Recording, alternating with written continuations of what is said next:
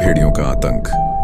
गांव के सन्नाटे में अचानक एक दिल दहलाने वाली चीख गूंजी। ये चीख थी या भेड़ियों का शिकार।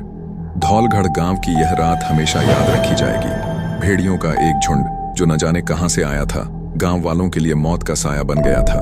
पहले उन्होंने जानवरों को शिकार बनाया, रामलाल की गाय, रघु का बकरा, और अब इंसानों की बारी थी। कहानी शुरू रात के अंधेरे में रामू अपनी झोपड़ी के बाहर चारपाई पर सो रहा था।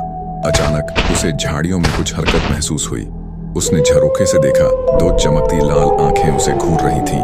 डर के मारे वह चिल्लाया, भेड़िए भेड़िए आ गए। गांव में हड़कंप मच गया। सब अपने अपने घरों में छिपने लगे, लेकिन रामू बाहर ही रह गया था। तभी झुंड के सबसे बड़े भेड़िए ने उस पर झपट्टा मारा। उसकी चीख ने पूरे गांव को झकझोर दिया। अगली सुबह गांव वालों को रामू का शरीर खेतों के पास मिला। चारों तरफ खून फैला हुआ था। गांव के बुजुर्ग दादू बाबा ने कहा, यह भेड़िए नहीं, पुराने श्राप का नतीजा है। सालों पहले राजा के सैनिकों ने इन पहाड़ियों पर बसे लोगों को मार डाला था। उनकी आत्माओं ने इन भेड़ियों को अपने बदले का जरिया बना लिया है। गांव के साहसी युवक अर्जुन ने फैसला किया कि वह इस आतंक का अंत करेगा।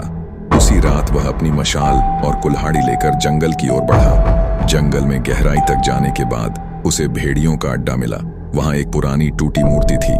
मूर्ति के नीचे खून के धब्बे और जानवरों की हड्डियां बिखरी थीं। जैसे ही अर्जुन ने मूर्ति को गिराने की कोशिश की, झुंड के सारे भेड़िए उस पर टूट पड़े। लेकिन अर्जुन ने हार नहीं मानी। उसने मशाल से आग फैलाई और आखिरकार मूर्ति को गिरा दिया।